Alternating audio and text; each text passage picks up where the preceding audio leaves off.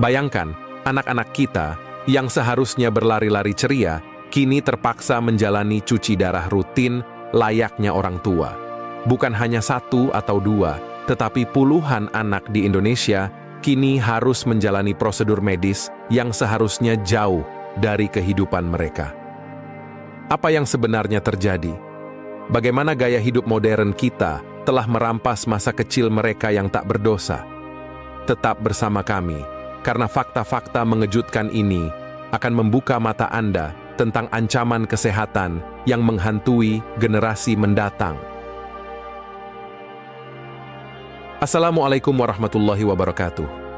Sobat channel Kabar Langit, terungkapnya fakta bahwa 60 anak harus menjalani cuci darah rutin di Rumah Sakit Cipto Mangunkusumo pada Kamis, 25 Juli 2024, telah memicu keprihatinan publik yang mendalam.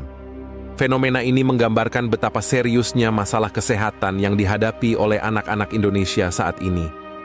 Cuci darah, sebuah prosedur yang biasanya dijalani oleh orang dewasa, bahkan lanjut usia, kini harus dihadapi oleh anak-anak yang seharusnya menikmati masa kecil mereka dengan penuh keceriaan. Fenomena ini seperti membunyikan alarm keras mengenai ancaman kesehatan bagi generasi muda. Di RSCM, anak-anak ini tidak hanya berasal dari Jakarta, tetapi juga dari berbagai daerah di luar Jawa, yang menunjukkan bahwa masalah ini bersifat nasional. Menurut Dr. Eka Laksmi Hidayati, seorang spesialis anak di RSCM, banyaknya jumlah anak yang menjalani cuci darah di rumah sakit ini disebabkan oleh beberapa faktor, termasuk kelainan fungsi ginjal bawaan, paparan obat-obatan tertentu, serta gaya hidup yang tidak sehat sejak usia dini. Penyebab gangguan ginjal pada anak-anak bisa sangat beragam. Selain kelainan bawaan dan paparan obat-obatan, gaya hidup modern yang semakin tidak sehat menjadi faktor yang semakin dominan. Gaya hidup yang buruk, terutama dalam hal pola makan dan minuman, menjadi salah satu penyebab utama yang memicu gangguan ginjal pada anak-anak. Konsumsi makanan cepat saji yang tinggi garam dan lemak, minuman berpemanis yang berlebihan, serta kurangnya aktivitas fisik telah menjadi bagian dari keseharian banyak anak di Indonesia. Faktor-faktor ini secara kolektif berkontribusi pada meningkatnya kasus obesitas dan diabetes pada anak-anak, yang keduanya merupakan faktor risiko utama gangguan ginjal. Kisah Faris, seorang anak berusia 8 tahun yang harus menjalani cuci darah 2 kali seminggu, memberikan gambaran nyata tentang dampak buruk dari gaya hidup tidak sehat pada anak-anak. Selama 4 bulan terakhir, selang kateter untuk hemodialisis sudah dipasang di dadanya, yang membuatnya harus berhenti sekolah dan terpaksa menjalani hari-harinya di atas kursi roda. Faris, yang dulunya aktif dan penuh energi, kini tidak mampu lagi berlari-lari seperti anak-anak seusianya karena mudah merasa lelah. Ibunya mengakui bahwa gangguan ginjal yang dialami Faris turut diperparah oleh pola makan yang kurang baik, dengan konsumsi minuman berpemanis sebagai salah satu penyebab utamanya. Minuman berpemanis memang menjadi salah satu tersangka utama penyebab gangguan ginjal pada anak-anak. Makanan dan minuman semacam ini sangat disukai oleh anak-anak, dan sayangnya, orang tua seringkali abai untuk mengingatkan anak-anak mereka agar membatasi konsumsinya. Iklan minuman berpemanis dalam kemasan yang membombardir setiap hari juga turut memperparah masalah ini, membuat gula menjadi semacam candu yang sulit dihindari oleh anak-anak. Menurut anjuran Kementerian Kesehatan, batas konsumsi gula harian yang aman adalah 10% dari total energi, yaitu sekitar 4 sendok makan atau 50 gram gula per hari. Namun, kenyataan di lapangan menunjukkan bahwa banyak anak yang melebihi batas ini, yang akhirnya berdampak buruk pada kesehatan mereka. Sebagai perbandingan, Kementerian Kesehatan menyebutkan bahwa minuman soda memiliki kandungan gula sebanyak 27 gram, setara dengan 1,8 sendok makan, sedangkan teh kemasan mengandung sekitar 20 gram gula, setara dengan 1,3 sendok makan. Minuman-minuman ini seringkali dikonsumsi oleh anak-anak tanpa pengawasan, yang berujung pada meningkatnya risiko gangguan ginjal di usia muda. Data dari Center for Indonesia Strategic Development menunjukkan bahwa masyarakat Indonesia mengonsumsi minuman berpemanis dalam kemasan setidaknya 1 hingga 6 kali per minggu. Kurangnya pemahaman tentang batas aman konsumsi gula, ditambah dengan maraknya paparan iklan minuman berpemanis, dikhawatirkan membuat konsumsi gula tidak terkontrol dan berdampak pada kesehatan anak-anak.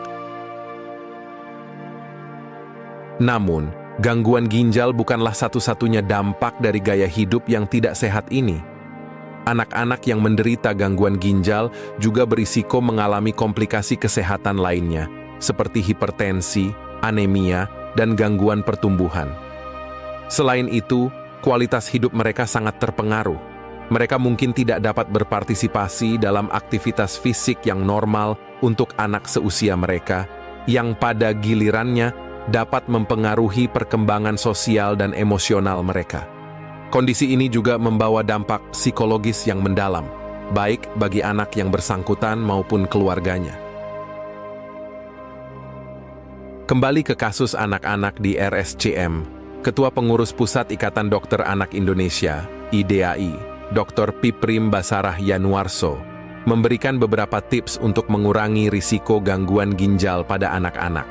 Salah satu anjurannya adalah membiasakan anak-anak minum air putih, bukan minuman manis yang mengandung gula ataupun pemanis buatan, seperti high fructose corn syrup yang banyak terdapat dalam minuman-minuman kemasan. Minuman-minuman seperti ini mudah ditemukan di minimarket, bahkan di warung-warung pinggir jalan dan depan sekolah, yang membuat anak-anak dengan mudah mengaksesnya. Selain membatasi konsumsi gula, penting juga untuk mengajarkan anak-anak tentang pentingnya olahraga dan aktivitas fisik. Olahraga secara teratur tidak hanya membantu menjaga berat badan yang sehat, tetapi juga meningkatkan fungsi ginjal dan kesehatan jantung. Sekolah dan komunitas juga bisa berperan dalam mempromosikan gaya hidup sehat melalui program-program edukasi dan kampanye kesehatan yang berfokus pada anak-anak dan keluarga mereka. Di sisi lain, peran industri makanan dan minuman juga tidak bisa diabaikan. Produsen harus lebih bertanggung jawab dalam mengurangi kadar gula dan garam dalam produk mereka, serta lebih transparan dalam mencantumkan informasi nutrisi pada kemasan. Pemerintah dapat turut serta dengan memberlakukan regulasi yang ketat terkait iklan makanan dan minuman tidak sehat, khususnya yang ditujukan kepada anak-anak. Beberapa negara telah mengambil langkah-langkah konkret untuk mengatasi masalah ini. Sebagai contoh, di Meksiko, pemerintah telah memberlakukan pajak terhadap minuman berpemanis untuk mengurangi konsumsi gula di kalangan anak-anak. Sementara itu, di Inggris, kampanye Change for Life berfokus pada edukasi masyarakat tentang pentingnya pola makan sehat dan aktivitas fisik untuk anak-anak. Indonesia bisa belajar dari inisiatif-inisiatif ini dan menerapkannya dengan menyesuaikan pada kondisi lokal. Pada akhirnya, sebagai orang tua, sudah menjadi tanggung jawab kita untuk menjaga kesehatan anak-anak, termasuk mengontrol makanan dan minuman yang mereka konsumsi. Lebih baik menolak jajanan yang manis-manis daripada harus menanggung risiko sakit parah di kemudian hari. Upaya pencegahan sejak dini sangat penting untuk menghindari kondisi yang lebih buruk di masa depan, demi masa depan anak-anak kita yang lebih sehat dan cerah. Sobat channel Kabar Langit, jangan lupa untuk meninggalkan komentar di bawah, karena suara Anda sangat berarti bagi kami. Jika Anda merasa video ini bermanfaat, tekan tombol like dan bagikan dengan teman-teman Anda. Pastikan juga untuk subscribe channel Kabar Langit, agar Anda tidak ketinggalan informasi penting lainnya. Terima kasih telah menonton, dan sampai jumpa di video selanjutnya.